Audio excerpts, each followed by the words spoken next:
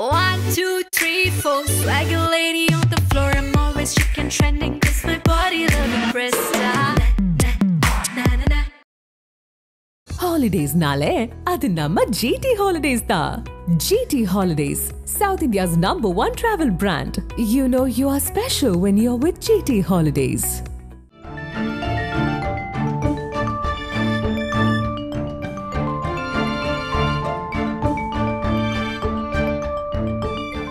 உங்கள் ஜீரண கோளாறுகளுக்கும் வயிற்றெரிச்சலுக்கும் சரியான ஒரு தீர்வு.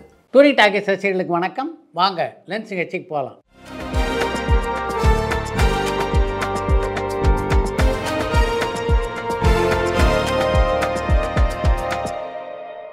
என்னம்மா முதல் கேள்வி? கேம் சேஞ்சர் திரைப்படம் தெலுங்குல வெற்றி திரைப்படமா அமைஞ்சதா? அண்ட் இயக்குனர் சங்கர் சார் பெரிய நடிகர்களை தெலுங்குல இயக்கிறதுக்கான வாய்ப்பு இருக்கான்னு சாத்தூர்ல இருந்து ரவிக்குமார் கேட்டிருக்காங்க. கேம் சேஞ்சர் திரைப்படம் மிகப்பெரிய வெற்றி படமாக அமையலை. அந்த படம் தோல்வியடைந்ததுனால தொடர்ந்து தெலுங்கிலே முன்னணி கதாநாயகர்களாக உள்ளவர்களை இயக்குகின்ற வாய்ப்பு சங்கருக்கு கிடைக்காது அப்படின்னு சொல்ல முடியாது. ஏன்னா சங்கர் எப்படிப்பட்ட வெற்றி படங்களை எல்லாம் கொடுத்தவர் அப்படின்றது தெலுங்கு பட கதாநாயகர்களுக்கும் நன்றாக தெரியும். Bobby Deol, Sanjay Dutt, Jagapathi Babu and S A Suriya தொடர்ந்து தென்னிந்திய திரைப்படங்கள்ல இவங்களையே வில்லனா பார்த்து அழுத்து போயிருச்சு. இந்தியால வேற நடிகர்களே இல்லையா?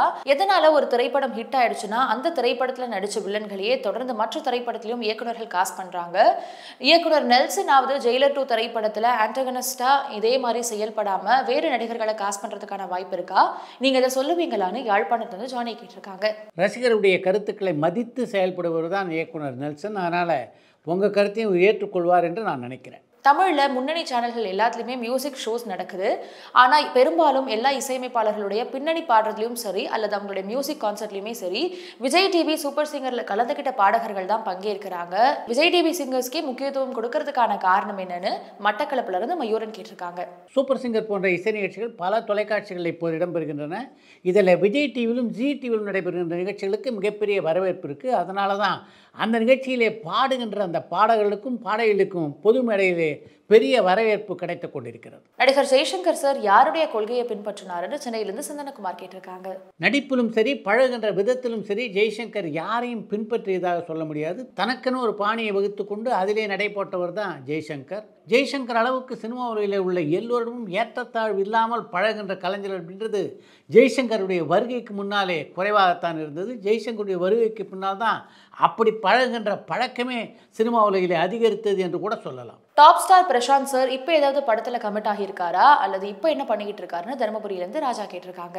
புதிதாக எந்த ஒரு திரைப்படத்திலும் நடிக்க பிரசாந்த் ஒப்பந்தமானதாக தெரியல. அதே மாதிரி அவர்களுடைய நிறுவனத்திலே பிரசாந்த் நடிப்பதற்கான பணிகள் எதையும் அவர்கள் தொடங்கியதாகவும் தெரியல. சார் ஜனநாயகன் திரைப்படத்தினுடைய போஸ்டர் பார்த்தீங்களா? அது ஏதோ கட்சி கடிக்கிற போஸ்டர் மாதிரி இருக்கே. அந்த போஸ்டருடைய டிசைனரான கோபி பிரசன்னா கடந்த 2-3 ஆண்டுகளா தயாரிக்கிற எல்லா போஸ்டர்ஸுமே ரொம்பவும் சுமாராக தான் இருக்கு. இருந்தாலும் தொடர்ந்து அவருக்கு திரைப்படங்களுக்கான போஸ்டர்ஸ் தயாரிக்கிறதுக்கான பணியை கொடுக்கறதுக்கான காரணம் என்ன? அண்ட் ஃபேன்மேட் போஸ்டர்ஸே ரொம்ப அழகா இருக்கே, அதுல யாரையாவது தேர்ந்தெடுத்து அவங்களுக்கு வாய்ப்பு வழங்கலாமே. இதை பத்தி உங்களுடைய கருத்து என்னன்னு ஸ்ரீலங்காலேருந்து மதிஷா கேட்டிருக்காங்க. ஜனநாயகன் படத்தை தொடர்ந்து அரசியலில் விஜய் முழு மூச்சாக இறங்கி இருக்கிறார் அப்படின்றது எல்லோரும் அறிந்த விஷயம். அதன் காரணமாகத்தான் ஜனநாயகன் படத்தினுடைய போஸ்டர்கள் அரசியல் வாடையோடு அப்படி அமைந்திருக்கின்றன. நடிகர் விஜய் அரசியல் முன்னெடுப்புகளை ரொம்ப தீவிரமா எடுத்தாலும் எதனால பெரும்பாலான கட்சி தலைவர்கள் நடிகர் விஜய்க்கு எதனால இந்த வேலை, அவர் திரும்பவும் நடிக்கவே போயிடலாமேன்னு சொல்லி விமர்சிக்கிறதுக்கான காரணம் என்னன்னு திருச்சியிலிருந்து பாலு கேட்டிருக்காங்க.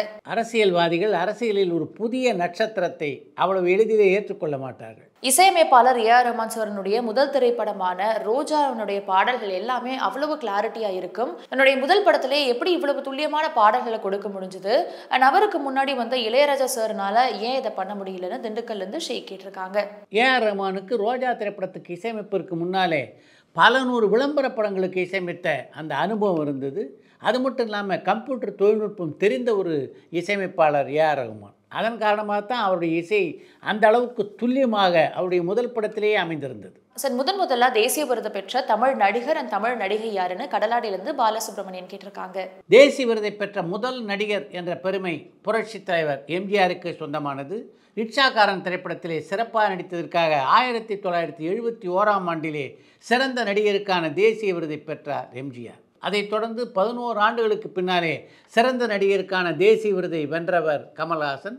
மூன்றாம் பிறை திரைப்படத்திலே மிகச்சிறப்பாக நடித்ததற்காக 1982ஆம் ஆண்டிலே அந்த விருது கமல்ஹாசனுக்கு வழங்கப்பட்டது. சிறந்த நடிகைக்கான தேசிய விருதை வென்றவர் லக்ஷ்மி. 1972ஆம் ஆண்டில் சில நேரங்களில் சில மனிதர்கள் என்ற படத்திலே மிகச்சிறப்பாக நடித்ததற்காக அந்த விருது லக்ஷ்மிக்கு வழங்கப்பட்டது. லக்ஷ்மியை தொடர்ந்து அந்த விருதை வென்றவர்னா அது ஷோபா. பசி திரைப்படத்திலே மிகச்சிறப்பாக நடித்ததற்காக அந்த விருது ஷோபாவுக்கு வழங்கப்பட்டிருந்தது. தேனாண்டாள் ஃபிலிம்ஸ் தயாரிப்பில் இயக்குனர் சுந்தர் சி இயக்கத்தில் உருவான சங்கமித்ரா திரைப்படம் இப்போ என்னாச்சு? அந்த படம் பாதியில் நிறுத்தப்பட்டதா வந்த தகவல்கள் உண்மையா? பொருளாதார சிக்கல்கள்னால தான் தேனாண்டாள் ஃபிலிம்ஸ் அந்த திரைப்படத்தை தயாரிக்க தாமதிக்கிறாங்களா?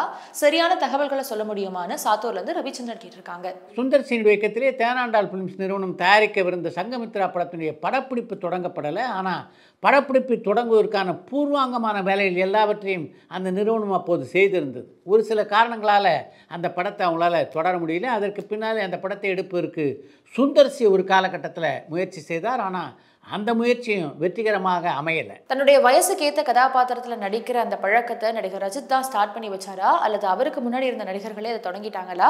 அப்படி தொடங்கி இருந்தாங்கன்னா யார் அந்த நடிகர்னு சாத்தூர்லேருந்து ரவிக்குமார் கேட்டிருக்காங்க.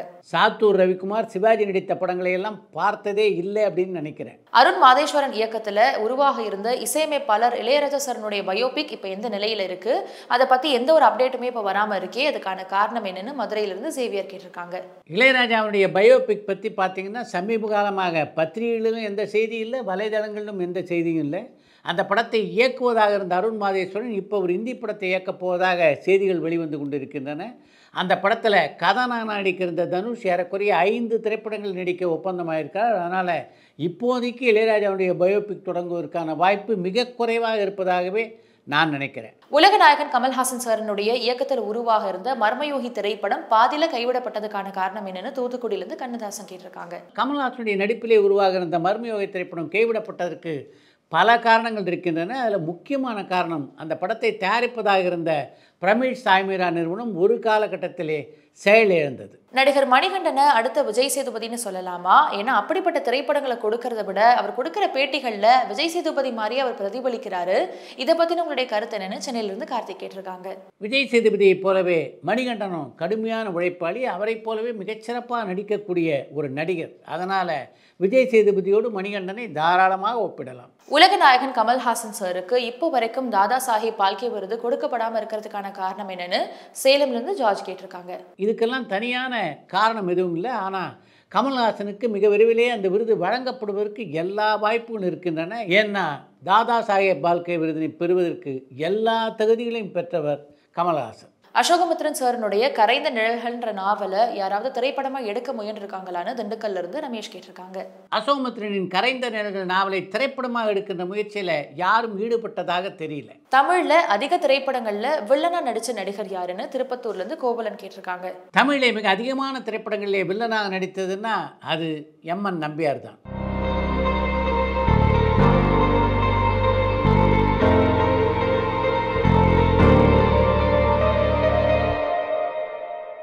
ஒரு படத்தை சென்சார் பண்ணணும்னா அந்த படத்தினுடைய தயாரிப்பாளர் சென்சார் போர்டுக்கு ஏதாவது தொகை கட்டணுமா? அப்படி கட்டணும்னா அந்த தொகை எவ்வளவுன்னு சென்னையிலிருந்து மனோஜ் கேட்டிருக்காங்க.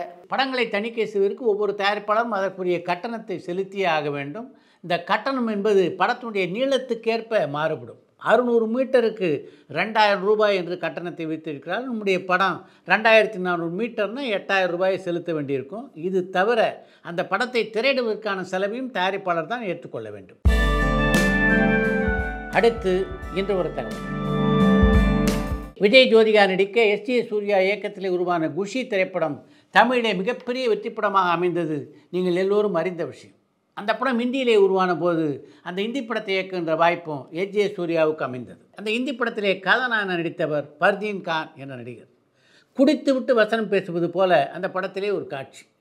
5 டேக் 6 டேக் 7 டேக் எடுத்து பார்த்தார் எஸ்.ஜே. சூர்யா. ஆனால் அந்த காட்சி எஸ்.ஜே. சூர்யா நினைத்த அளவுக்கு திருப்திகரமாக வரல. யோசித்து பார்த்த அந்த கதாநாயக நடிகரான பர்தீன் கான் அடுத்து செய்த காரியம்தான் மிகவும் முக்கியமானது. அருகில் இருந்த உதவியாளர்கிட்ட கொஞ்சம் பிஸ்கி வாங்கிட்டு சொன்னார். பிஸ்கியை குடித்தார். குடித்து விட்டு பேசினார். அந்த காட்சி அற்புதமாக அமைந்து விட்டது. படத்தினுடைய படப்பிடிப்பு முடிவடைந்து விட்டது. இப்போ டப்பிங் பேசணும். எந்த காட்சியிலே குடித்து விட்டு அவர் வசனம் பேசி நடித்தாரோ அந்த காட்சிக்கான டப்பிங்கை அவர் பேச வேண்டிய ஒரு தருணம். இந்த முறையும் பார்த்திங்கன்னா 5-6 முறை பேசுகிறார், ஆனால் அந்த காட்சி சரியாக அமையலை. இப்போ எஜ்ஜே சூர்யா ஒரு காரியத்தை செய்தார். தன்னுடைய உதவியாளரை விட்டு கொஞ்சம் மதுவை வாங்கிட்டு வர சொன்னார்.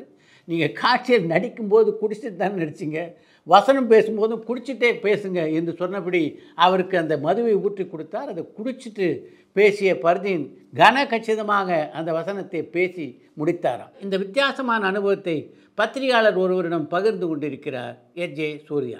ஒரு காலகட்டத்தில் சினிமாவில் ஸ்ட்ரைக் இருந்தபோது அதை மீறி படப்பிடிப்பு நடத்திய விஜய் சேதுபதி எல்லாரையும் கண்டித்து அறிக்கையெல்லாம் அந்த காலகட்டத்தில் கொடுத்துருக்கீங்க. இல்லை, அதாவது சினிமான்னு வரும்போது நம்ம அதை தொழிலாக பார்க்கணும். அப்புறம் கூடி ஈத்தா தான் தேர். அதுக்கப்புறம் எல்லாரும் ஒன்றா இருந்தால் மாத்திரம்தான் வெற்றி. அப்புறம் நம்ம இருக்கிற ஒரு இப்போ படம் எடுக்கிற தயாரிப்பாளர்களுடைய எண்ணிக்கை எடுத்திங்கன்னா வாட்டில் இந்த 2 படமும் ஏன் வெளியாகலை, என்ன அதில் சிக்கல்? அண்டாவக்கானம் படம் வந்து நான் தான் தயாரிப்பாளர். அந்த படம் வந்து 2018 ரிலீஸ்க்கு கிட்டத்தட்ட ரெடியாகி அனௌன்ஸ் பண்ணுற ஸ்டேஜ். அப்போது பரபரப்பான சினிமா செய்திகள், நட்சத்திரங்களின் பேட்டிகள், சினிமா வரலாறு ஆகியவற்றை பார்க்கவும் படிக்கவும் உங்களுக்கான இணையதளம் tourantalkies.co.